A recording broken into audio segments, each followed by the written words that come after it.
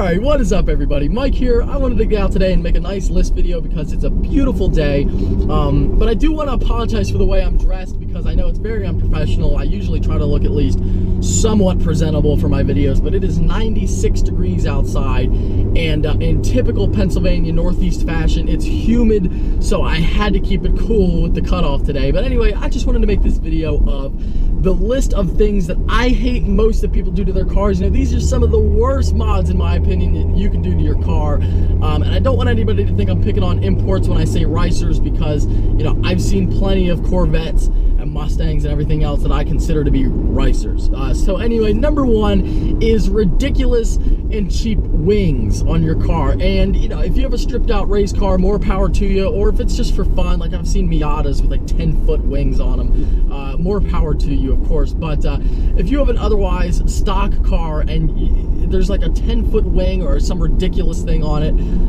you know, that's just a no-go. It just looks a little bit funny, and it's just totally unnecessary, especially if it's a cheap one. You know, if it's a real wing that, you know, you spent money on and it looks good and like it's a real high-quality wing. But I'm talking about like the $50 eBay special that doesn't even match like the trunk length of the car. It just kind of is stuck on there. Yeah, that's a no-go. And then number two is going along with that, which is like universal cheap body kits. And this is the one where you see it on eBay, and the fitment underneath the details of the body kit is like 7 different cars. You know, just like, oh, it's universal. You just stick it on there, and whatever cracks are left, you just fill in with Bondo, and you'll be fine. It's just, no, you won't be fine, because you're not fooling anybody. You know, nobody. Oh, nice rocks in the street there. Always love that. No, it's just, it's gonna end up looking terrible. And then number three I have, which is fake vents. And I know that you know, if your car comes from the factory like that, there's nothing you can do. And I know that some Mustangs and Camaros and things come like that from the factory with fake vents. Nothing you can do about it. I don't blame anyone for that. But these are the ones, you know, you go down the Pet Boys aisle and you stick it on the front of your car with some 3M tape. And then another big offender, which I hate seeing a lot of times, is like Chrysler 300s and things like that, or Kias, and you'll see the little triple vent on the front fender, like in Maserati style.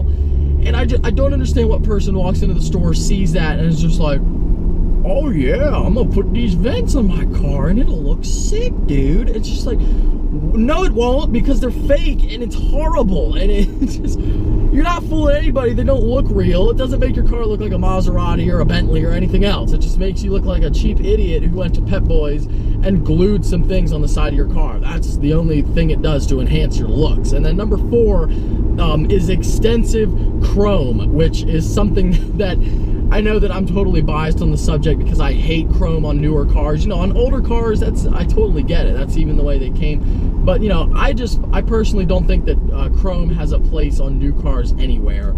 And excessive chrome, you know, you'll see like side molding strips of chrome, like vent mesh chrome, and like chrome light bezels and chrome this and that and the other thing. Just chrome, it looks cheap in my opinion. It really does. It looks so cheap. It looked cool 40 years ago, and that's where it belongs, is on muscle cars in the past.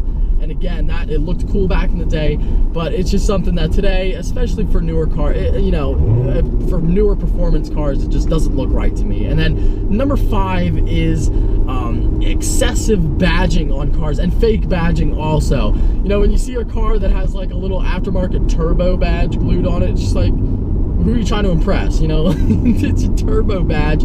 Or you see like a truck and it has V8 badge on it. Like, anybody who knows cars knows that it has a V8, and for people that don't know cars, they don't care anyway. So who cares how many cylinders your engine has? Ridiculous. I don't understand the point of that. And, you know, fake badges, I'll give you an example. The other day I was in a parking lot, Mustang had Shelby GT500 badges and Cobra badges all over it, and that, you just see that and you're just like, oh man, what are you doing? You're not fooling anybody who cares about cars. And that just looks so bad. Everyone knows you're fake. That'd be like walking around in a suit like made of fake muscles, and you're like walking around like, no, we all know, nice BRZ there, and it's just like, no, don't do that, please. That'd be like me sticking Z06 badges on my car and calling it a day. the fake stuff has got to stop. And then number 6 is like fake LED running strips on your car. And this is a common thing nowadays, a lot of people like to do. And if you have like a whole aftermarket light setup that has LEDs in it, that's not what I'm talking about. I'm just talking about, oh, now we got a rat rod. Wow, the stuff is out today. Check out that rat rod there. Really cool. I don't know if you can see it at all, but you know, I hated rat rods at first, and then like I started to get them, and I started to get the idea of it. You know, I was like, who wants a car that looks like a piece of crap? And now I get it now. The rat rod thing, I can totally understand the appeal of it now, and I think they're cool when I see them. But anyway, the fake LED strips, you know, if you have an aftermarket light set up, that's cool. But, you know, again, the $5 Pep Boy special where it's just stuck onto the light, the outside of your light bulb, and it's just like all crinkly and like hanging off on the one side. Like, it doesn't look good, it doesn't look real, and yeah, you're not fooling anybody. And then the last thing on my list here is fake carbon fiber, which you know, I'm leaving a ton of stuff out, but I wanted to keep the video short. You know, basically, well, I'll get to that in a second, but anyway, the fake carbon fiber is one of those things where a couple of years ago I could have seen it, but you know, in today's world, carbon fiber real is easy to get, and it's pretty affordable and cheap nowadays.